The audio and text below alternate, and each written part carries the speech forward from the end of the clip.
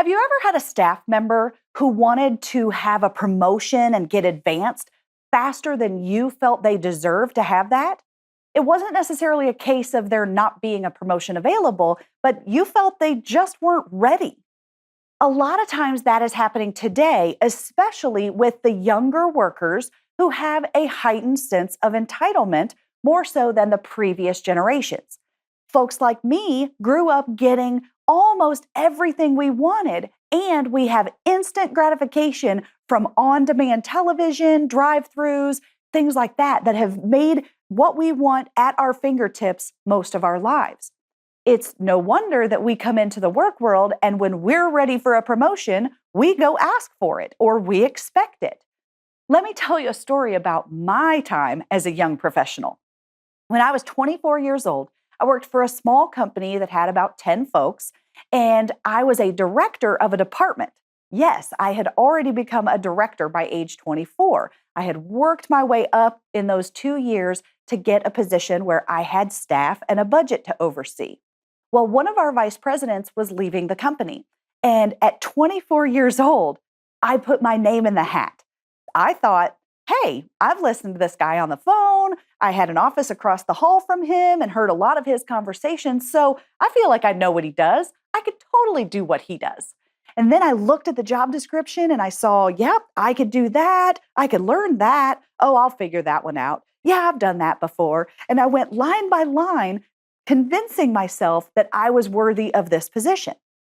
When I put my name in the hat for that VP role, my president could have totally laughed in my face and said, yeah, right, go back to your office, Kara. But instead, he didn't do that. Instead, he pulled me into his office and said, come on, have a seat. Let's talk about this. What makes you think that you're ready for this vice president role?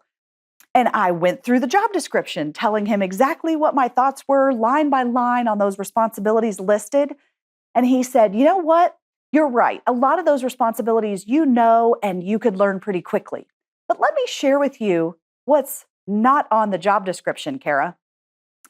I'm afraid that there's more political savviness that is needed to be effective in this job. And what he meant by that was I needed to have stronger relationships and know how to pull strings to get things done if I needed. I didn't yet know the industry well enough and know the big VIP players within our industry to be able to do that. He was honestly concerned about them eating me alive in that role and telling me that I couldn't do this or I had to do that and pushing me around. It wasn't because of my age, it was because of my lack of network. It was also because of my lack of knowing the industry and all of those players, but also the regulatory environment and other major factors that I hadn't yet been exposed to.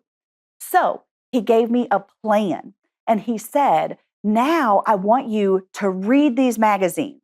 He would pass along his industry magazines to me and say, you have got to get to know this industry outside of your department. You need to understand the bigger picture and all of the factors that are impacting our profession today. So he gave me some of those tools in order to get to where I wanted to be. He knew I wanted the promotion. He knew I wanted to grow and advance, and he just rerouted me a little bit by giving me some exposure to new information, and he started giving me stronger relationships by introducing me to folks in his network. So when you have folks that are in that situation that are ready for a promotion and you don't believe that they're quite there yet or they've got some room to grow, we have a strategy for that. It's called the retain strategy. Because when people want to move, I'll tell you right now, they are not going to sit still for very long. So we have to proactively retain them. We've got to keep them in their role for at least a little while longer. And here's how to do that. The retain acronym starts with R, which is recognize that employee's skills and value. My boss said, wow, you have learned so much in the 2 years you've been here. You now know this, you now know this, you can do these things, you know these people.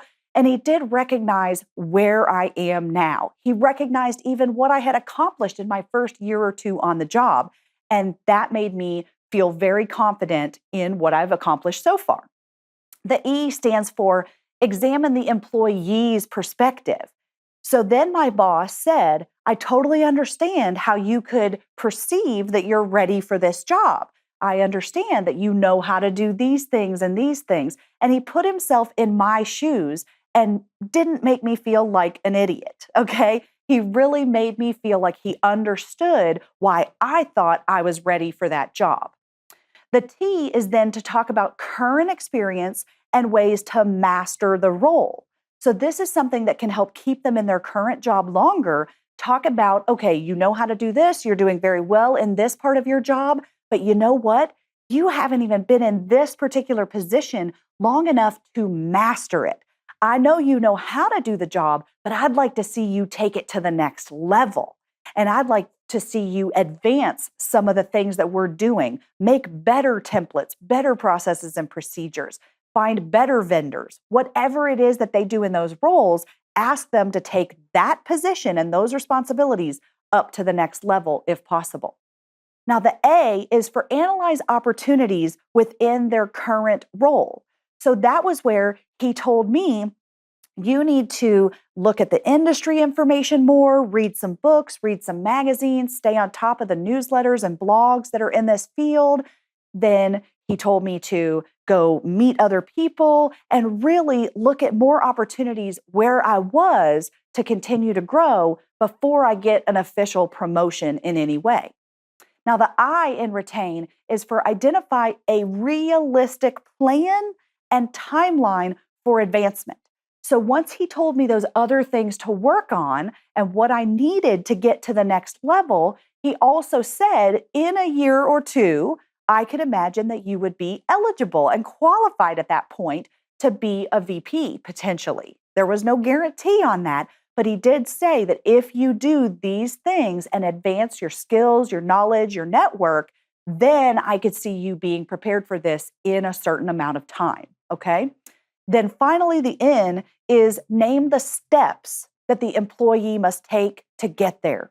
So be very specific on what you think they should work on next.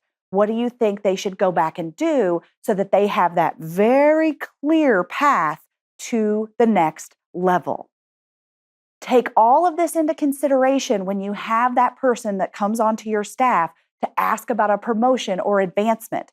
There are lots of ways to advance folks in their current role and to build out that knowledge and skills and network that may be beneficial to them and is certainly beneficial to the organization.